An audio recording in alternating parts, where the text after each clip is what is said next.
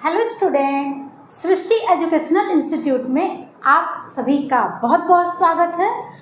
Banking की तैयारी कर रहे उन सभी छात्र छात्राओं के लिए एक बहुत ही बेहतर अवसर मिलने जा रहा है।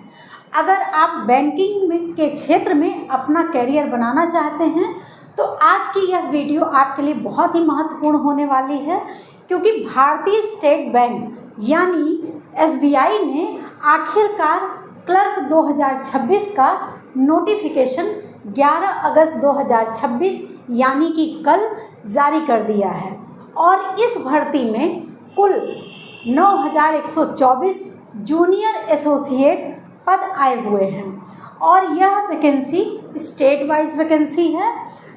और साथ ही साथ आपको यह भी ध्यान रखना है कि यह सिर्फ एक नौकरी का फॉर्म नहीं आया है, बल्कि SBI में बैंकिंग कैरियर शुरू करने का एक शानदार अवसर भी आपको मिलने जा रहा है।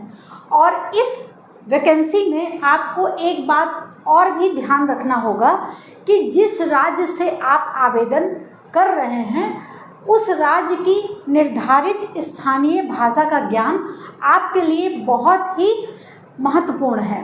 जैसा आपको पता है कि इसके पहले SBI क्लर्क 2026 के लिए बैकलॉग वैकेंसी 7 अगस्त 2026 को जारी हो चुका है और यह बात मैंने इसके पहले की वीडियो में आप सभी को बताया था कि SBI क्लर्क की बैकलॉग वैकेंसी आ चुकी है।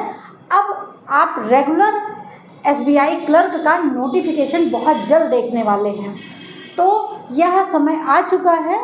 अब आप देख रहे हैं 11 अगस्त मतलब कल की डेट पे SBI क्लर्क रेगुलर वैकेंसी का नोटिफिकेशन जारी हो चुका है और आज हम इस वीडियो पे चर्चा करेंगे कि SBI क्लर्क 2026 का नोटिफिकेशन आउट हो चुका है और स्टेट वाइज यह पोस्ट आई हुई है और पोस्ट की जो संख्या है वह 9124 पोस्ट आई हुई है। साथ ही साथ हम एलिजिबिलिटी की बात करेंगे, एग्ज़ाम पैटर्न की बात करेंगे, एग्ज़ाम डेट की बात करेंगे, एज लिमिट की बात करेंगे और किस स्टेट में कितनी वैकेंसी आई है उसके बारे में भी डिटेल से चर्चा करेंगे। तो चलिए शुरू करते हैं आज की वीडियो। सबसे पहले तो यह समझिए कि SBI क्लर्क का नोटिफिकेशन 11 अगस्त को आया है और ठीक 11 अगस्त से ही आपकी ऑनलाइन अप्लाई करने का डेट स्टार्ट हो जाता है। 11 अगस्त से आप आवेदन कर सकते हैं और ऑनलाइन फॉर्म अप्लाई करने का जो लास्ट डेट है वह आपको 31 अगस्त 2026 तक मिलता है। इसके साथ ही साथ आप जो पेमेंट करेंगे उसका जो लास्ट डेट है वह भी आपको 31 अगस्त 2026 तक मिलेगा। इसके साथ ही साथ आपको करेक्शन करने का भी समय दिया जा रहा है जिसका लास्ट डेट 31 अगस्त 2026 रहेगा। और अगर हम एग्ज़ाम डेट की बात करें तो जो प्रीलिम्स एग्ज़ाम होगा वह आपका सितंबर के लास्ट वीक में होने की पूरी संभावना है और जो मेंस एग्ज़ाम होगा वह आपका नवंबर मंथ में होने की संभावना है। तो इस प्रकार से आप अपने फॉर्म को अप्लाई कर सकते हैं। इसके बाद हम देखते हैं कि जो कैंडिडेट इस फॉर्म को भरेंगे उनको शुल्क कितना जमा करना होगा। तो जनरल OBC EWS वाले कैंडिडेट को 750 रुपये का शुल्क जमा करना होगा। SC ST फीमेल को कोई भी शुल्क नहीं देना होगा। इसी प्रकार से PH वाले कैंडिडेट को भी कोई शुल्क नहीं देना होगा, मतलब आपका निःशुल्क फॉर्म आप भरेंगे। और साथ ही साथ अगर हम पेमेंट मोड की बात करें तो यह मोड आपका ऑनलाइन रहेगा। ऑनलाइन पेमेंट करने के आपके पास कई ऑप्शन दिए गए हैं, जैसे डेबिट कार्ड है, क्रेडिट कार्ड है, इंटरनेट बैंकिंग है, IMPS है, कैश कार्ड है और मोबाइल वॉलेट है।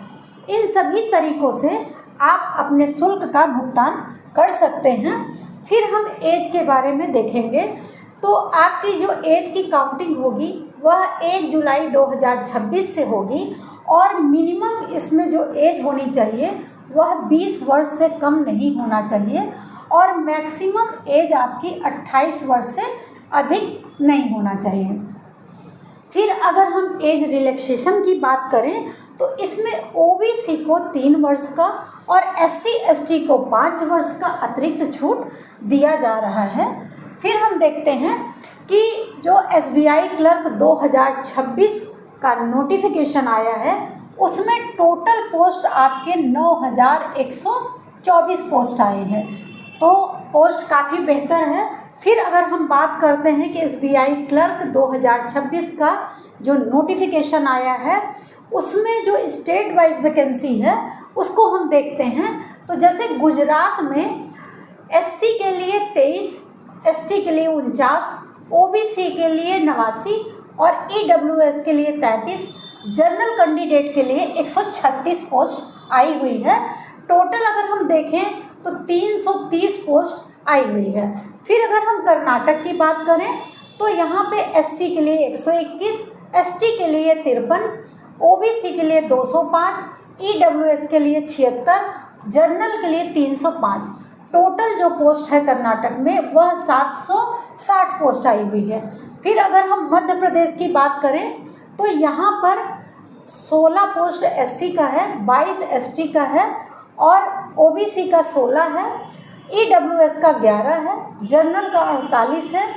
टोटल 113 पोस्ट आपका मध्य प्रदेश का है। और जबकि छत्तीसगढ़ में आपका एससी का 34 पोस्ट है, एसटी का 91, ओबीसी का 17, ईडब्ल्यूएस का 28 और जनरल कैंडिडेट का 117। टोटल अगर हम देखते हैं तो 287 पोस्ट छत्तीसगढ़ में आया हुआ है। फिर अगर हम उड़ीसा की बात करें तो एससी का 176 है, एसटी का 242 है, ओबीसी के लिए 132 पोस्ट आई है, ईडब्ल्यूएस के लिए 110 है, जनरल के लिए 440 पोस्ट आई हैं। टोटल 1100 पोस्ट आपका उड़ीसा में आया है। अगर हम जम्मू कश्मीर की बात करें तो यहाँ पर एससी के 6 पोस्ट आए हैं, एसटी के 9 हैं, ओबीसी के 22 हैं, ईडब्ल्यूएस के 8 हैं, जनरल के 39 हैं। Total 84 post Jammu and Kashmir के लिए आया है। फिर हिमाचल प्रदेश की अगर हम बात करें तो एससी के 2 पोस्ट हैं, ओबीसी में 1 पोस्ट है और जनरल का 6 है। टोटल 9 पोस्ट आपका हिमाचल प्रदेश में आया है। फिर अगर हम लद्दाख की बात करें तो यहाँ पर ओबीसी का 1 पोस्ट है और जनरल में 6 पोस्ट हैं। टोटल 60 पोस्ट आपको लद्दाख में मिलते हैं। फिर तमिलनाडु की बात करें तो 267 आपका एससी और एसटी का 14, ओबीसी का 380, ईडब्ल्यूएस में 141 और जनरल में 608। टोटल 1410 पोस्ट आपके तमिलनाडु में आए हैं। फिर तेलंगाना की अगर हम बात करें तो 41 पोस्ट आपकी एसटी की है, एससी की है और 18 आपका एसटी का है, ओबीसी का 70 पोस्ट है, ईडब्ल्यूएस का 26 है और जनरल में 105 पोस्ट हैं। टोटल 260 पोस्ट आपके तेलंगाना में आए हैं। फिर इधर हम देखेंगे कि वेस्ट बंगाल में आपका एससी का 127 है और एसटी का 27 है, ओबीसी का 122 है और ईडब्ल्यूएस का 55 है और जनरल का 224 पोस्ट है। टोटल 555 पोस्ट आपके वेस्ट बंगाल के हैं। फिर हम देखेंगे कि अंडमान निकोबार द्वीप समूह में आपका एसटी में 1 पोस्ट आया है और ओबीसी का 4 पोस्ट है, ईडब्ल्यूएस में 1 पोस्ट है और जनरल में 9 पोस्ट हैं।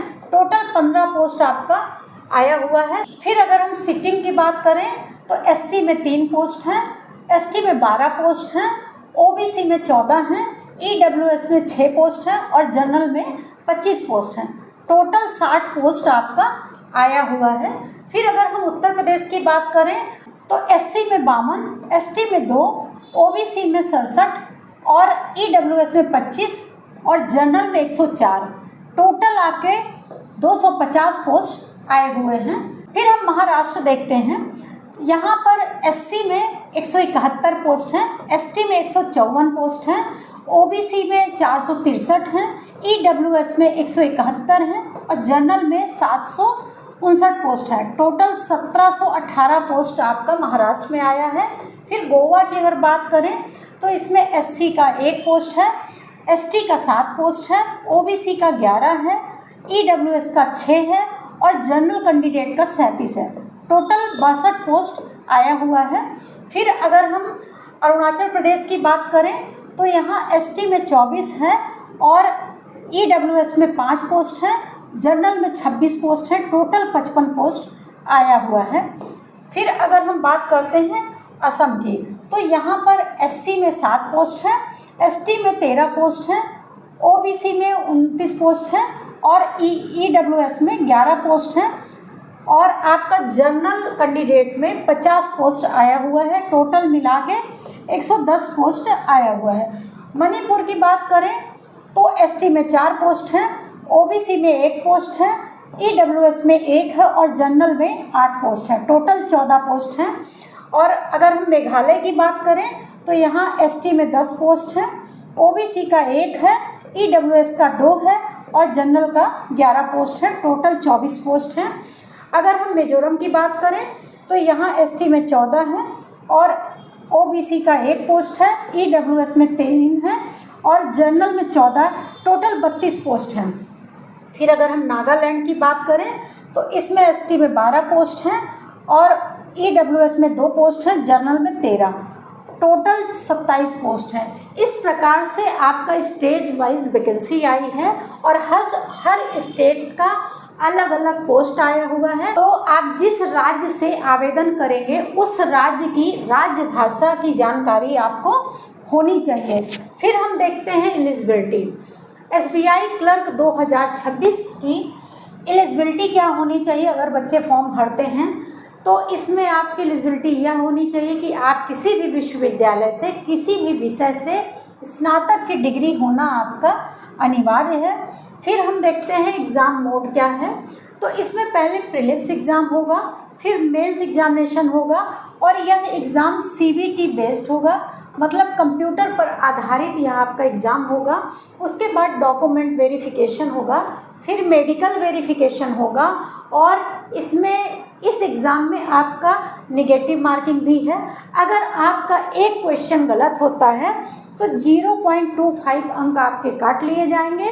तो बहुत सावधानी पूर्वक आप क्वेश्चन करिएगा।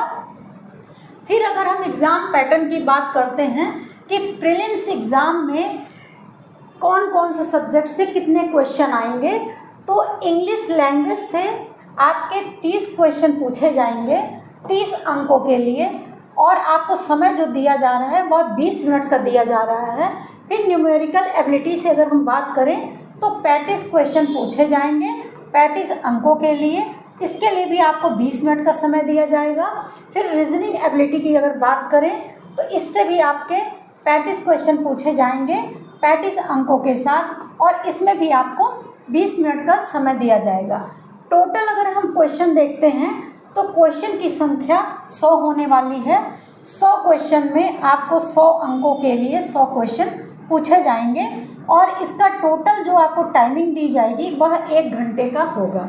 तो इस प्रकार से SBI क्लर्क के प्रीलिम्स एग्ज़ाम का पैटर्न था। अब हम देखते हैं मेंस एग्ज़ाम का पैटर्न। तो इसमें जनरल फाइनेंशियल अवेयरनेस से आपके 50 क्वेश्चन पूछे जाएंगे 50 अंकों के लिए, समय आपको 35 मिनट दिया जाएगा। फिर आपको जनरल इंग्लिश से 40 क्वेश्चन पूछे जाएंगे 40 अंकों के लिए, इसमें भी आपको 35 मिनट का समय दिया जाएगा। फिर क्वांटिटेटिव एप्टीट्यूड से आपके 50 क्वेश्चन पूछे जाएंगे 50 अंकों के लिए, इसमें आपको 45 मिनट का समय दिया जाएगा। फिर reasoning ability and computer aptitude से आपके 50 क्वेश्चन पूछे जाएंगे 60 अंकों के लिए और इसमें भी आपको 45 मिनट का समय दिया जाएगा। टोटल क्वेश्चन 190 होंगे 200 अंकों के लिए और आपको यह पेपर करने के लिए 2 घंटे 40 मिनट का समय दिया जाएगा। फिर SBI क्लर्क की सैलरी को अगर हम देखते हैं तो ग्रॉस सैलरी आपकी 50,000 रुपये पर मंथ होगी। इन हैंड सैलरी जो आपको मिलेगी वह 42,000 से 45,000 रुपये तक आपको मिलेगी। अगर हम अलाउंसेस की बात करें तो DA, HRA, transport and special allowances की भी सुविधा आपको मिलेगी। तो बच्चों अब इंतज़ार आपका ख़त्म हो चुका है क्योंकि नोटिफिकेशन आ गया है फॉर्म भरिए, रणनीति बनाइए और पूरी मेहनत के साथ SBI क्लर्क 2026 को अपना लक्ष्य बनाइए। मौका आपके सामने है, मेहनत आपको करनी है। और आज की वीडियो आपको कैसी लगी यह कमेंट बॉक्स में ज़रूर बताइएगा। अगर आपको हमारी वीडियो पसंद आ रही है तो लाइक करिएगा, और अगर आपको लगता है कि यह वीडियो और बच्चों तक जाना चाहिए तो शेयर भी करिएगा। हमारा चैनल अगर आपको पसंद आ रहा है तो सब्सक्राइब करिएगा। मिलते हैं अगली वीडियो के साथ, तब तक के लिए जय हिंद, जय भारत।